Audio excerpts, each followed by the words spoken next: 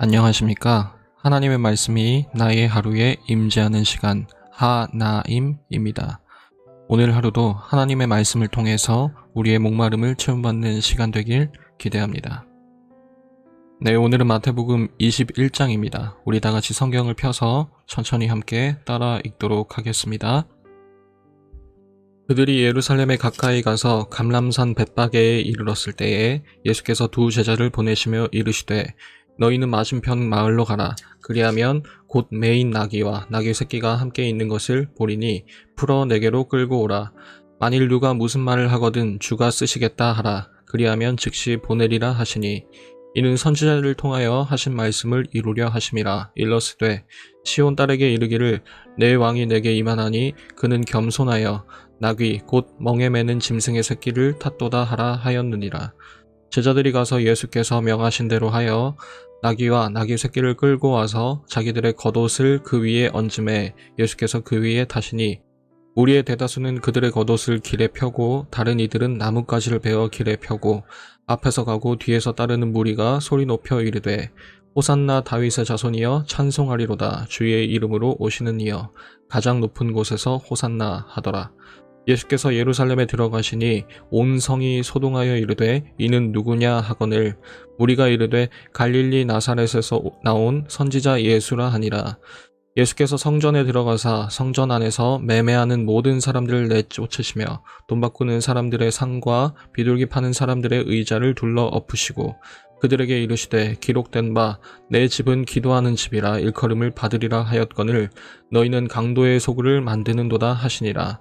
맹인과 저는 자들이 성전에서 예수께 나아오매 고쳐주시니 대제사장들과 서기관들이 예수께서 하시는 이상한 일과 또 성전에서 소리질러 호산나 다윗의 자손이여 하는 어린이들을 보고 노하여 예수께 말하되 그들이 하는 말을 듣느냐. 예수께서 이르시되 그렇다. 어린아기와 젖먹이들의 입에서 나오는 찬미를 온전하게 하셨나이다 함을 너희가 읽어본 일이 없느냐 하시고 그들을 떠나 성 밖으로 베다니에 가서 거기서 유하시니라.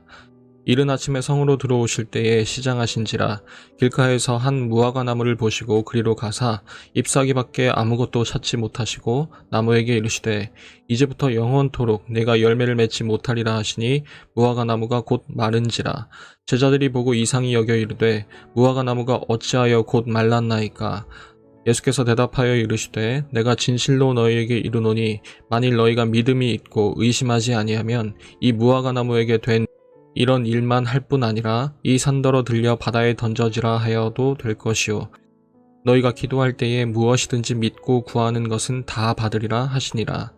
예수께서 성전에 들어가 가르치실세 대제사장들과 백성의 장로들이 나와 이르되 네가 무슨 권위로 이런 일을 하느냐 또 누가 이 권위를 주었느냐. 예수께서 대답하시되 나도 한 말을 너희에게 물으리니 너희가 대답하면 나도 무슨 권위로 이런 일을 하는지 이르리라. 요한의 세례가 어디로부터 왔느냐? 하늘로부터냐 사람으로부터냐?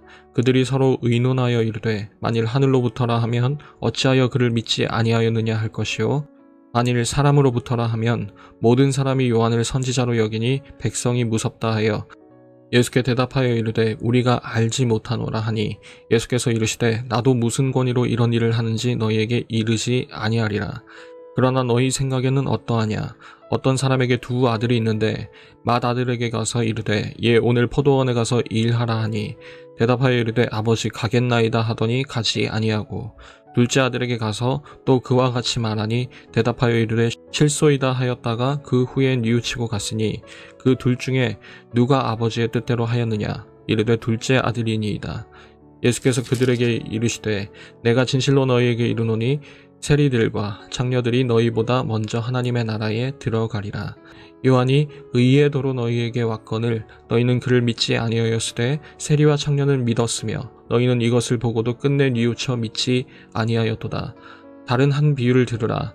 한 집주인이 포도원을 만들어 산 울타리로 두르고 거기에 집 짜는 틀을 만들고 망대를 짓고 농부들에게 새로 주고 타국에 갔더니 열매 거둘 때가 가까움에 그 열매를 받으려고 자기의 종들을 농부들에게 보내니 농부들이 종들을 잡아 하나는 심히 때리고 하나는 죽이고 하나는 돌로 쳤거늘 다시 다른 종들을 처음보다 많이 보내니 그들에게도 그렇게 하였는지라.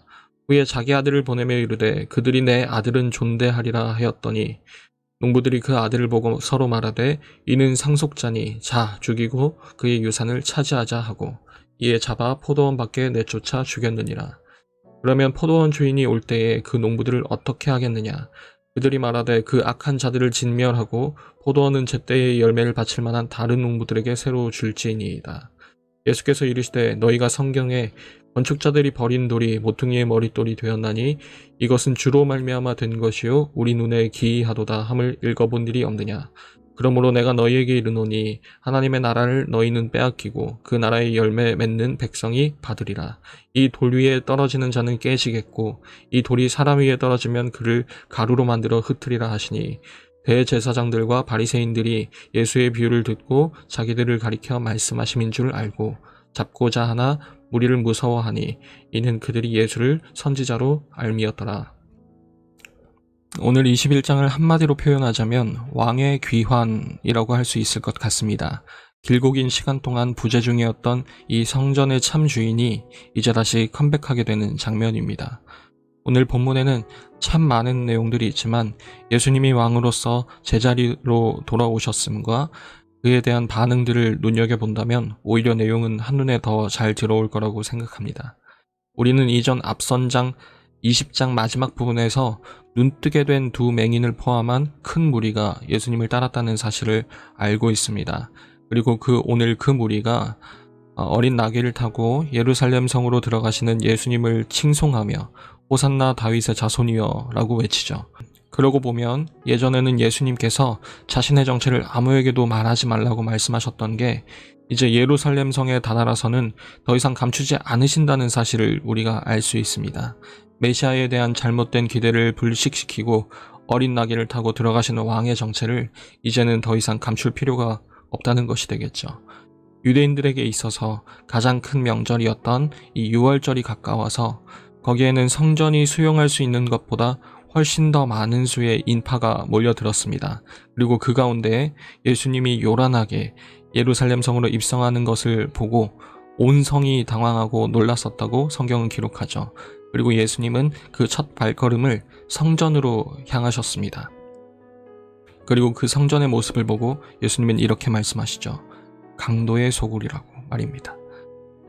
여러분, 엄밀히 말해서 여기서 말하는 강도는 그저 폭력을 일삼는 도둑이라는 우리에게 익숙한 그런 의미라기보다는 역적이라는 뜻에 가깝습니다. 왕을 몰아내려고 하고 왕을 죽이려고 하는 그런 세력 말입니다. 그런데 이 성전이 그들의 소굴, 그들의 아지트가 되었다는 겁니다. 여러분, 이 역적들에게 있어서 이 소굴은 어떤 의미입니까? 그들에게 있어서 가장 편안하고 안전한 보금자리임과 동시에 그들의 정체를 숨길 수 있는 그런 곳이었습니다. 하나님의 집이 지금 그런 곳이 되었다는 것입니다. 그런 역적들에게 가장 큰 위협은 무엇일까요? 바로 그들의 정체를 고발하는 자, 바로 그들의 정체를 알아보고 고발하는 자일 것입니다. 이제 그 역적들은 그 고발하는 자가 나타난다면 위기감을 느끼고 이 고발자를 무너뜨리려고 하겠죠. 그런데 알고 보니까 그냥 고발자도 아니고 무려 저들이 그토록 죽이려고 하고 몰아내려고 하는 그 당사자인 왕 본인이 스스로 온 것입니다. 여러분, 옛말에 도둑이 제발 저린다는 표현이 있잖아요. 예수님의 일갈에 가장 먼저 반응한 자들이 누구입니까? 15절에서 그 정체가 탄로나게 됩니다. 바로 대제사장들과 서기관들, 그리고 뒤에 보면 바리새인들까지 포함이 되어 있습니다. 종교 지도자들과 유대인들의 대표들입니다. 이제 이들은 무엇을 할까요? 어떤 행동을 할까요? 이제부터 그들은 왕을 몰아내려고 할 것이고 죽이려고 할 것입니다. 예수님이 성전으로 오셨을 때 어떤 일이 발생했을까요? 하나님의 성전은 다시 기도하는 집으로 회복되었습니다. 맹인과 저는 자들이 왕께 나와서 고침을 받습니다. 구약에서 노래하던 그 구원의 날의 모습이 지금 이루어진 것이고, 이제 이들은 그간 막혀서 감히 다가갈 수 없었던 그 벽이, 그 담이 허물어지고 메시아가 베푸는 잔치에 참여하게 되는 거죠. 천국에 합당했던 그 어린아이들도 지금 마음껏 예수님을 왕으로서 찬송하고 있습니다. 평화의 성이라는 이름을 가진 이 예루살렘에 자신이 주인이라고 주장하는 두 부류가 지금 나타난 겁니다. 한 명은 겸손한 모습과 평화의 모습 가운데 자신의 권위를 나타내는 것이고, 다른 한 부류는 죽이고 빼앗을 궁리를 계획하고 있습니다. 누가 이 성전의 주인이냐에 대한 답은 분명합니다. 예수님은 다른 무화과 나무보다 훨씬 빨리 잎이 무성해져서 이른 열매를 기대하게 만든 한 무화과 나무를 저주하십니다. 열매를 섣불리 기대하게 했지만 실제로 열매는 없었기 때문입니다. 두 아들 비유에서도 그 비유는 누구를 가리키는 건지 분명합니다. 그리고 그들의 정체와 의도는 마지막 포도원 일꾼들의 비유에서, 포도원 농부들의 비유에서 아주 적나라하게 드러납니다. 38절은 이렇게 그리고 있습니다. 농부들이 그 아들을 보고 서로 말하되 이는 상속자니 자 죽이고 그의 유산을 차지하자.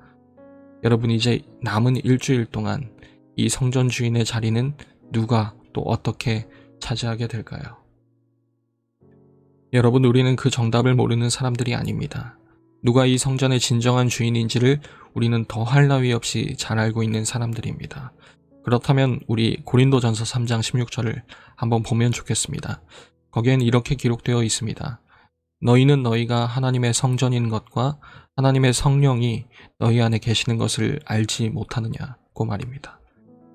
여러분, 우리는 오늘날 성전의 주인이 누구인지 아는 삶을 살아가고 있나요? 내 삶의 주인이 누구인가요? 주님이라 고백할 수 있길 바라고, 주님이 내 삶의 주인이라고 나의 하루하루가 그 고백이 거짓이 아니라는 것을 증명할 수 있는 삶이 이어지길 바랍니다. 여러분, 안현 목사님께서 좋아하시는 찬양 중에 이런 가사가 있습니다.